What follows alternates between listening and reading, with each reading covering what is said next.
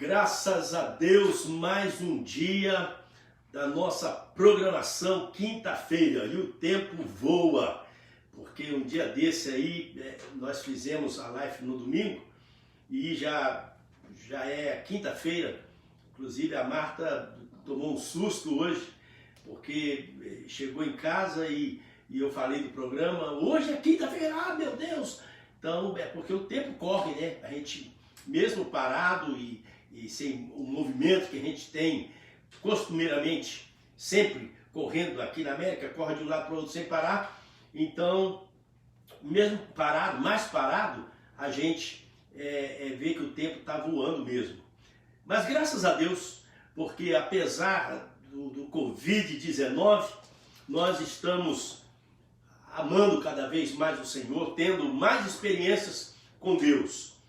Coisas tremendas quando a gente medita, quando a gente tem tempo para ler, para estudar, para ouvir também. E Deus tem usado homens, tem usado pessoas para nos abençoar. Através do WhatsApp a pessoa coloca lá e a gente ouve. Eu não ouço tudo porque quando eu vejo que está fugindo do padrão doutrinário da palavra de Deus, eu deixo de lado. Mas de vez em quando também eu ouço até e leio até heresias, como eu acabei de ler um livro budista que eu ganhei. Fiz questão de ler o livro para a gente aprender, saber as doutrinas, o que creem, como agem. E o budismo é realmente uma religião completamente diferente de todas as outras, porque Deus somos nós mesmos, Deus está dentro de nós mesmos. Então não crer num Deus fora da gente, ou esse Deus criador de todas as coisas. E creem na evolução, creem na reencarnação, creem em tudo isso. Mas vamos deixar o budismo para lá, vamos falar sobre a palavra de Deus. Hoje, pega aí, você que já tem o hábito de nos assistir e que sabe como é que nós procedemos e como nós gostamos de ler a palavra de Deus, a maneira como eu tenho feito, mais um sermão expositivo, colocando alguns textos. E no próximo domingo eu vou estar falando sobre sofrimento, devido ao sofrimento. Hoje eu quero falar no Salmo 124. Pega a sua Bíblia aí comigo, Salmo 124. O Salmo 124 é um salmo tremendo. Ele começa assim, já com duas frases repetidas, que é a frase que vai ser o tema do nosso sermão, e eu quero lembrar isso, no final repeti-lo de novo, repetir as frases de novo, para que a gente possa realmente se apossar disso, tomar posse do que o salmista está declarando aqui no Salmo 124. Deixa eu vou ler o Salmo 124, depois a gente vai versículo por versículo aqui. Diz assim, olha que coisa linda. Se o Senhor não estivesse do nosso lado, que Israel repita, se o Senhor não estivesse do nosso lado. Diga aí, você que está em casa, você que está me ouvindo agora, diga, repita. Se o Senhor não estivesse do nosso lado. Mais uma vez. Se o Senhor não estivesse do nosso lado. Mais uma vez. Se o Senhor não estivesse do nosso lado. Já pensou? Se o Senhor não estivesse do nosso lado, quando os inimigos nos atacaram, eles já nos teriam engolido vivos, quando se enfureceram contra nós. As águas nos teriam arrastado e as torrentes nos teriam afogado. Sim, as águas violentas nos teriam afogado. Bendito seja o Senhor, que não nos entregou para sermos dilacerados pelos dentes deles. Como um pássaro escapamos da armadilha do caçador. A armadilha foi quebrada e nós escapamos. O nosso socorro está no nome do Senhor, que fez os céus e a terra. Está com muito. Vamos orar. Obrigado, Senhor, porque nós temos plena convicção de que essas promessas do Senhor serviu para a vida de Davi, para a vida dos salmistas, para o povo de Israel, porque o Senhor sempre estava do lado do povo de Israel, quando eles obedeciam o Senhor, quando eram tementes ao Senhor, quando deixavam o pecado. Agora nós estamos trazendo para a nossa realidade hoje, este Salmo 124, e nós queremos declarar: se o Senhor não estivesse do nosso lado, as coisas estariam muito piores. Por isso, louvor e glória a Ti, porque o Senhor está do nosso lado. Amém, Jesus. A Ti louvor e glória a Jesus, hoje e sempre.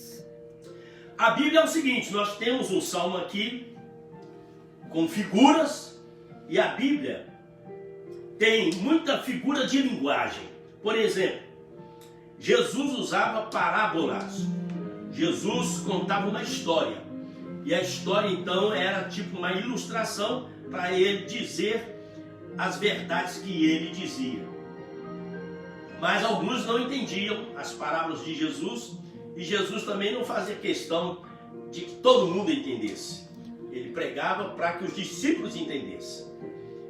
Na Bíblia há enigmas também, principalmente lá no Antigo Testamento, há enigmas. A Bíblia também usa figura de linguagem que é a hipérbole. Eu gosto. A hipérbole, por exemplo, uma hipérbole interessante, o apóstolo João, quando escreveu o seu evangelho, ou o evangelho de Jesus, João ele declarou uma coisa no final do evangelho.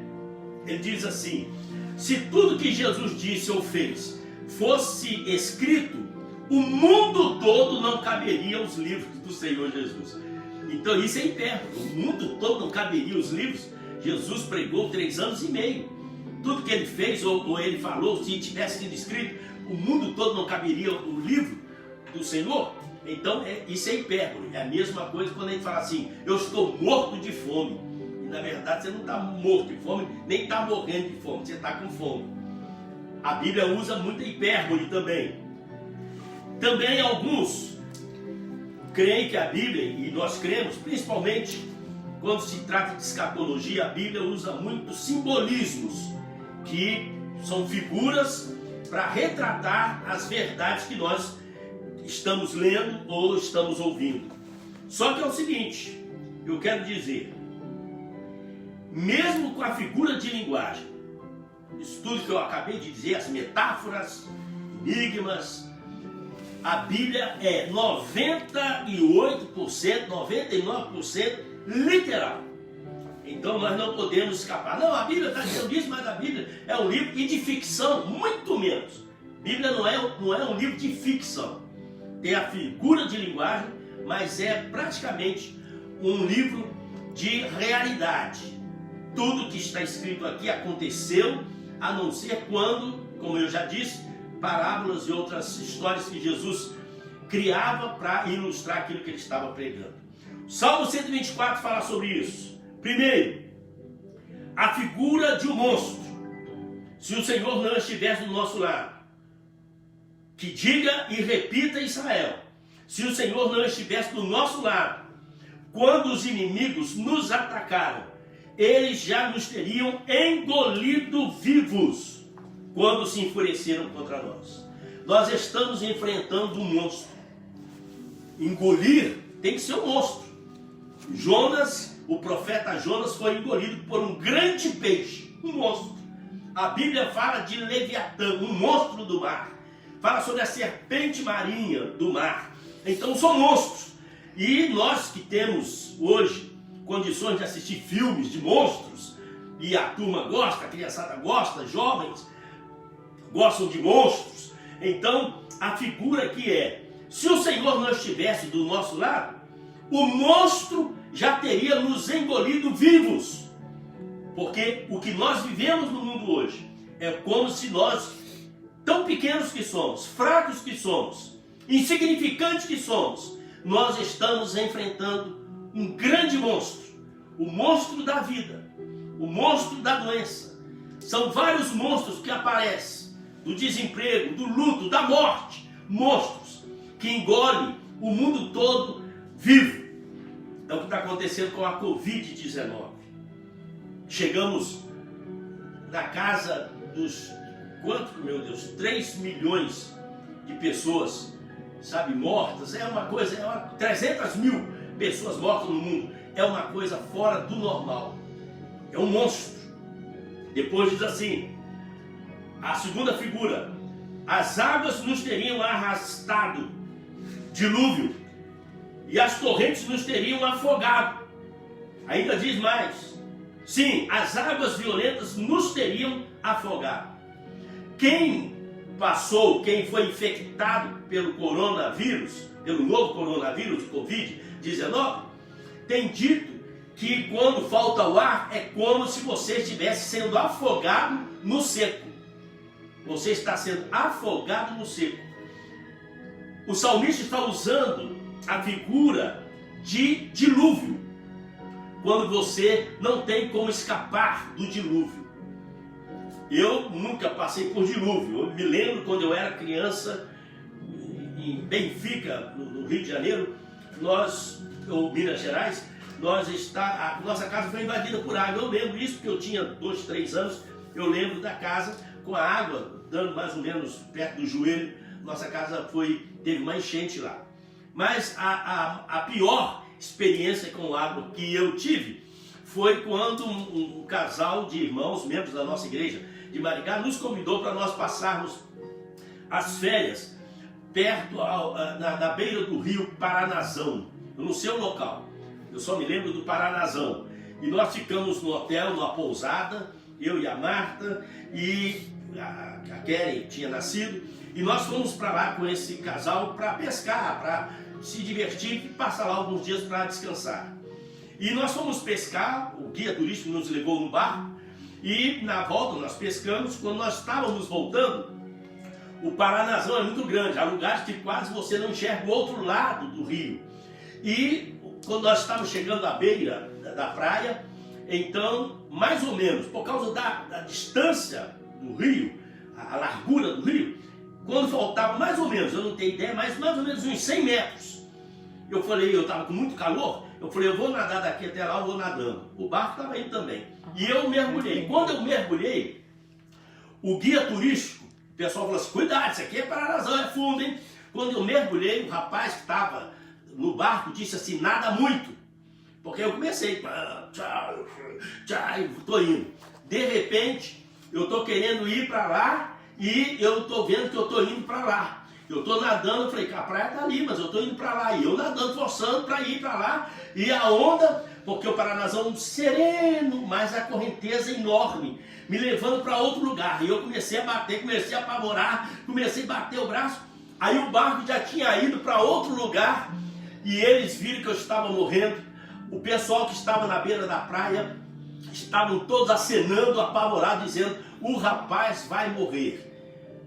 Queridos, o que passou na minha cabeça, um filme da minha vida toda, ainda bem que estava firme em Jesus, com a minha esposa, com os meus irmãos naquela praia, naquela beira de rio, e eu consegui chegar desmaiando na praia. Eles jogaram cordas, me puxaram e eu aprendi, nunca mais eu brinco com água.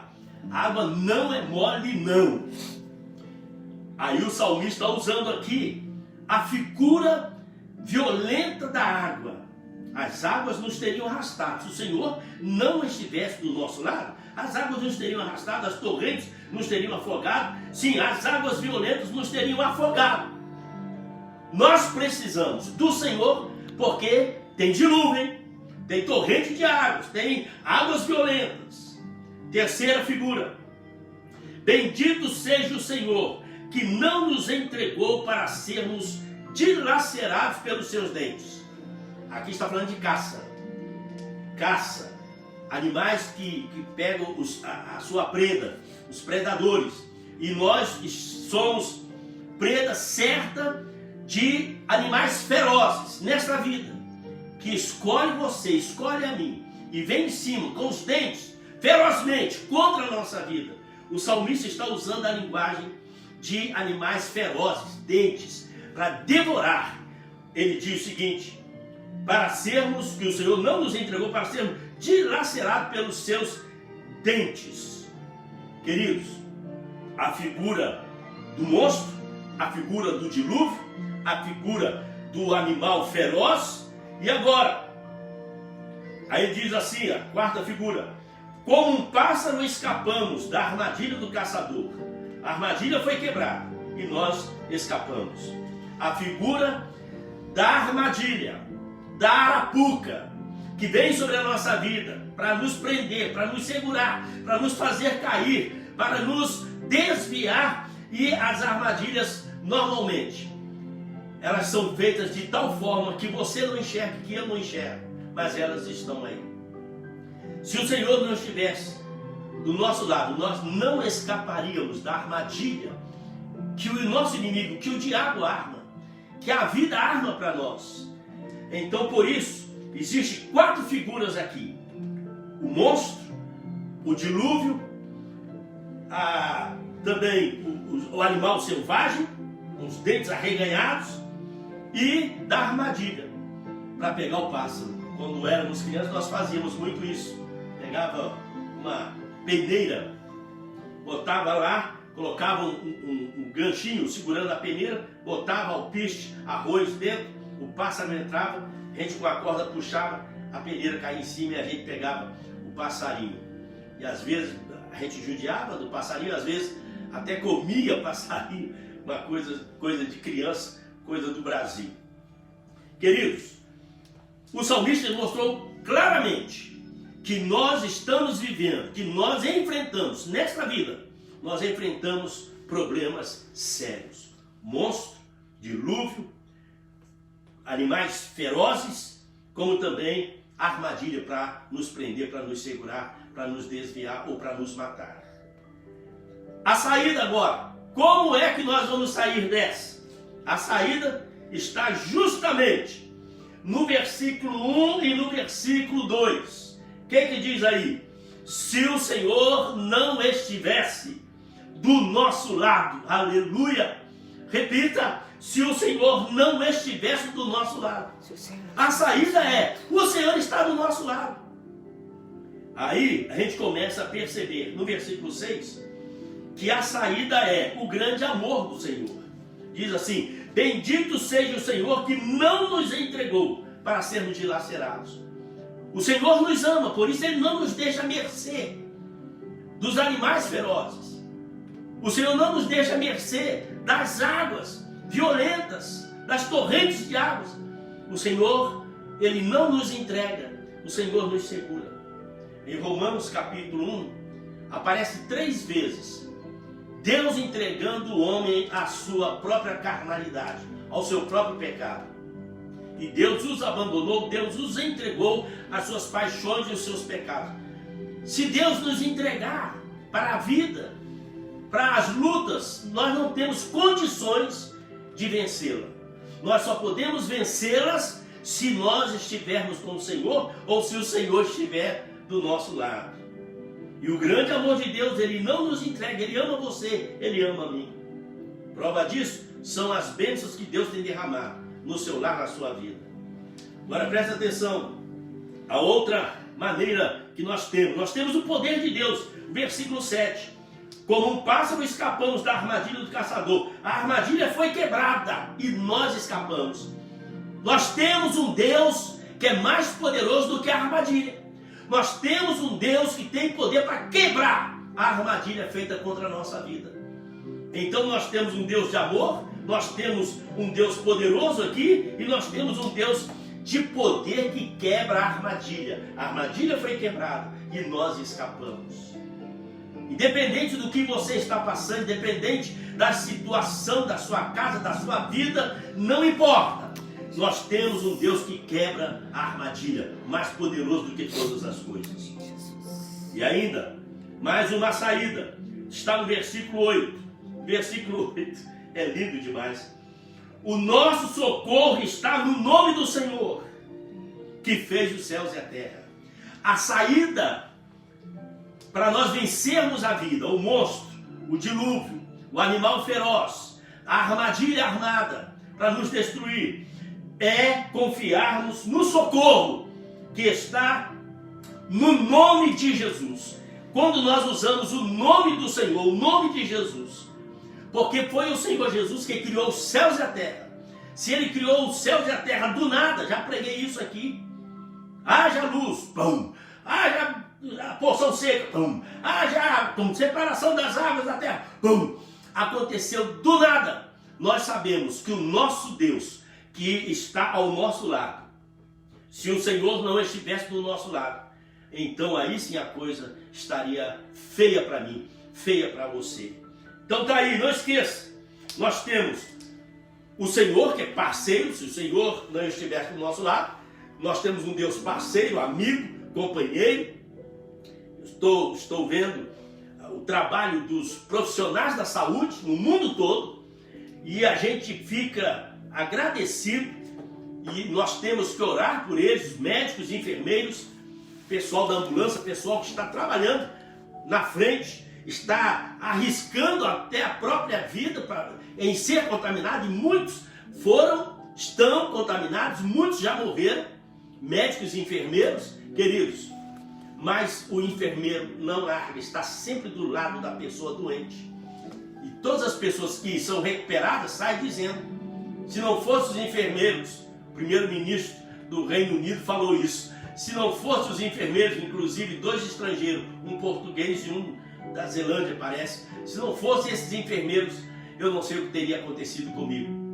Então o que nós temos que prestar atenção é, se o Senhor não estivesse do nosso lado, então o monstro já teria nos engolido vivos, a água já nos teria afogado, os dentes ferozes do animal selvagem já nos teria devorado, dilacerado, e mais do que isso, nós estaríamos presos na armadilha que o diabo tem armado para nos destruir.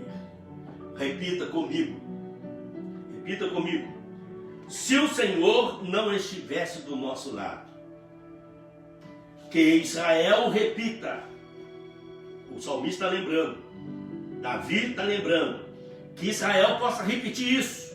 Nós os crentes, igreja, palavra pura, nós os evangélicos, vamos repetir, se o Senhor não estivesse do nosso lado, se o Senhor não estivesse do nosso lado, a coisa estaria muito mais feia do que está. Temos visto, daqui a pouco a gente ora pelos pedidos de oração, temos visto muita gente sendo abençoada, independente se merece ou não, ninguém merece nada, mas Deus é um Deus de misericórdia. Se o Senhor não estivesse do nosso lado, eu e a Marta vamos cantar uma música, um hino tradicional. O hino fala sobre a oração da noite. O hino que você deve fazer para quando você vai dormir. É do cantor cristão 556, que é a oração para a noite. Eu amo essa música. Estava ensaiando, eu estava ouvindo, fiquei emocionado, comecei a chorar. Eu falei, quando eu for gravar na nossa live, eu não vou chorar não. E hoje eu vou fazer tudo para não chorar, porque é linda a música. E você que conhece pode cantar comigo.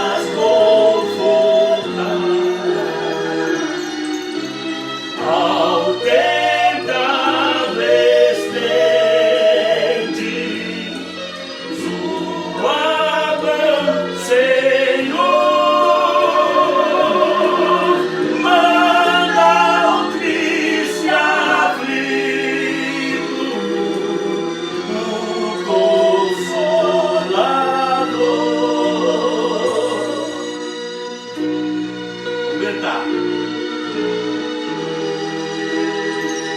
Quero agradecer pelos pais, amigos, pela igreja do Senhor. Pelos pais e amigos, pela Santa Lei, pelo amor divino, graças te darei. Oh Jesus, aceita minha petição e seguro sem perturbação.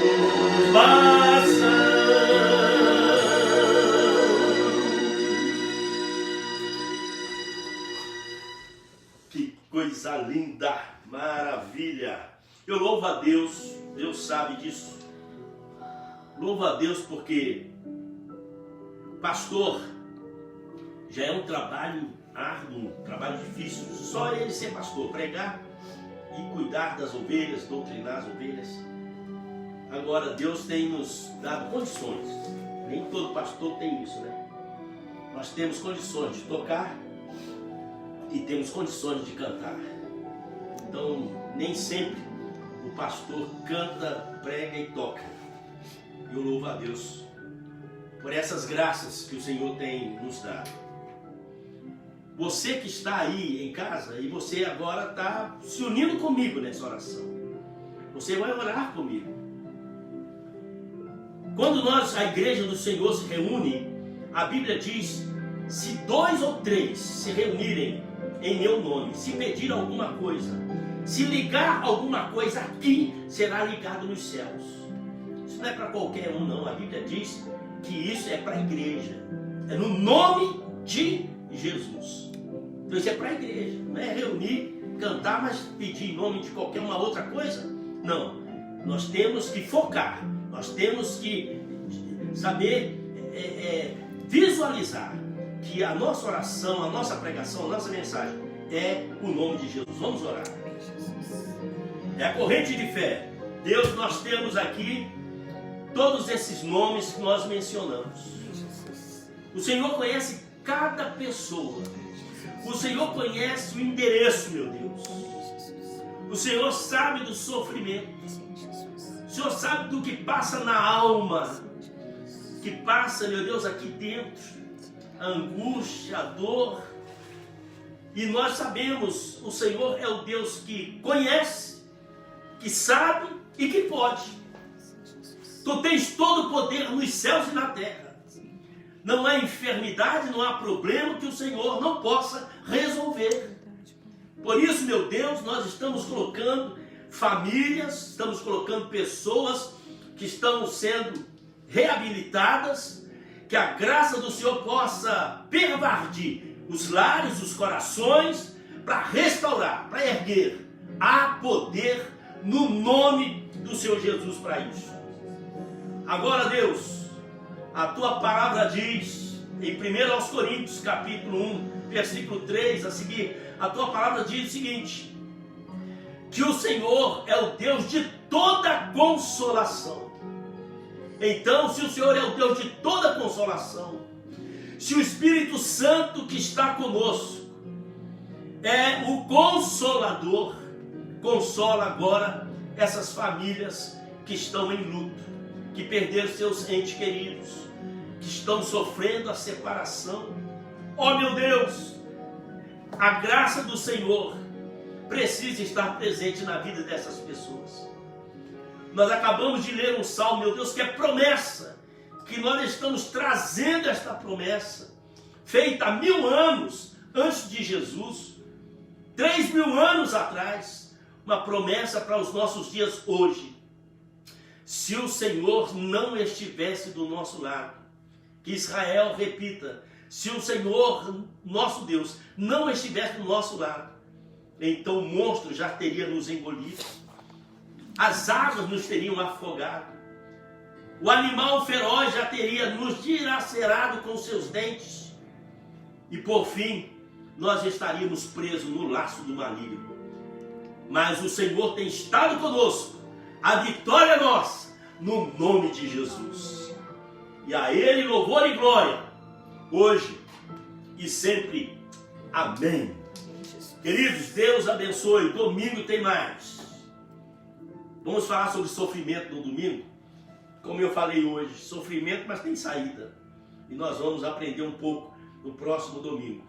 Isso eu falo assim, mas até lá Deus pode mudar, Deus pode fazer o que quiser com a minha vida, com o meu ministério, com a minha palavra, que eu estou à disposição.